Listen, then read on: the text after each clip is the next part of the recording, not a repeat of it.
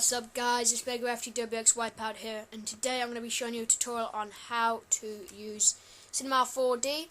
It's quite basic, so I'm going to cut right to it. The first thing you see is this. So what you want to do is, it's quite an easy layout. You're going to go to MoGraph and MoText. Sorry about the Bandicam thing, I can't help that. So this is what you'll see, and it should be highlighted, and all you got to do is change the text.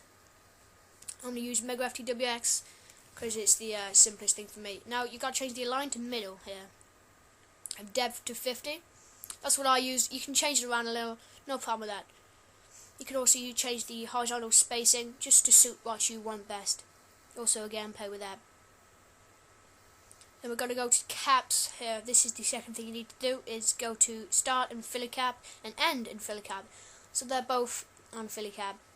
And obviously if you go back onto the object, then you can actually change the font to whatever you want.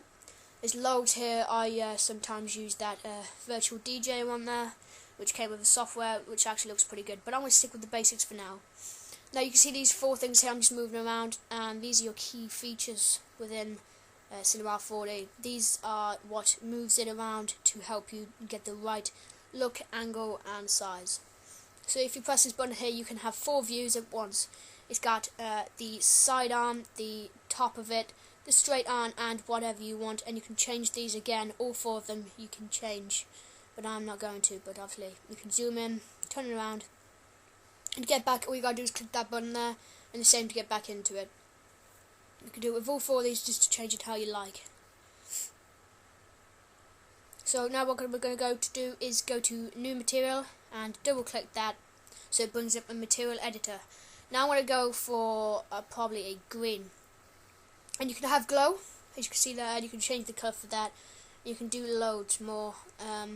There's fog, and you can change that and everything, and they've got transparency as well, which looks pretty cool. So I'm going to cut off that, and all you got to do to apply it is drag it straight onto the MoText. As you can see, that goes green. If you push this button here, it will go to what it will look like as a finished product.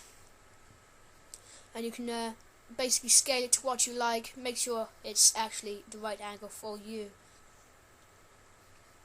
Okay, so what we're going to do is take a shot, and if you click these two buttons here, the one on the right first, then the one on the left, it takes a shot.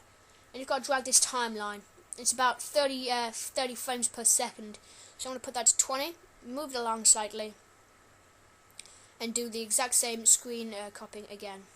And you can see when I play, it slides out until it gets to 20. Now that's the basic steps, what you need. You want to learn that first. Just keep practicing with it. You can go up, down, left and right, no matter what you want. And I'm going to delete these by highlighting them and pressing delete. Now we're going to go to poly effects there, and go again and effectors, and go on random. You can use any one of them, but I go for random. Okay, so what you're going to have to do is drag them in. Now, if I get them right, it's complicated. You have to get the poly effect in first, and then get the, you see I did that wrong, it's supposed to be the random onto the poly effect. You can see you go to fall off, and I know it's my mistake here, sorry about that. This is a pre-recorded video, but not audio, because my audio broke. But basically, as you can see, if I stretch this, as it's on box, you can see it's like in little pieces. As you drag along, it changes. Now this is what I'm going to show you today. It's one of the nice looking effects. You can invert it so it's opposite, so if it's in the box it's spacious and back to normal. So you can see that, which is a good effect. Now what I'm going to do is enlarge it to the size that you actually need for the finished module, and I'm just going to get that right now. So you can see I slide it in, it goes back to normal.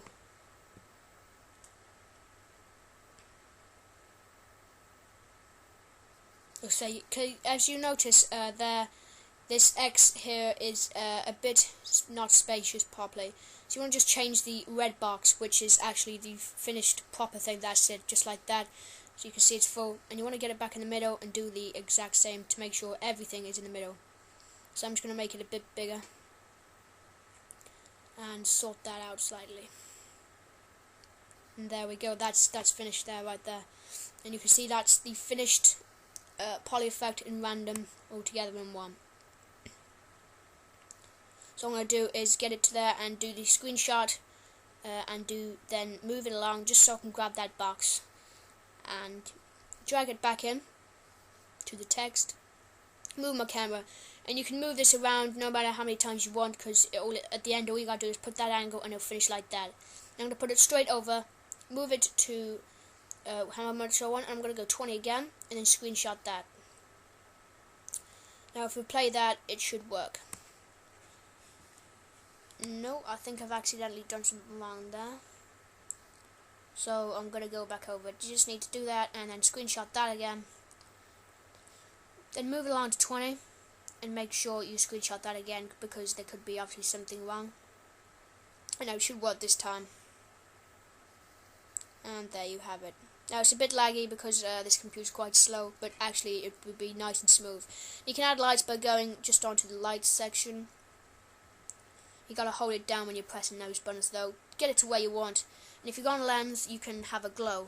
And I like to have the Cinema 4D R4 and the reflex on the Cinema 4D R4. Now if I render that, you can see this brightness. We've got to get that right to make it look good. You'll see a few of my logos and intros I do that have them. But I'm not going to use them today because I don't think there's any need. So that's basically it for today. It's quite easy to use.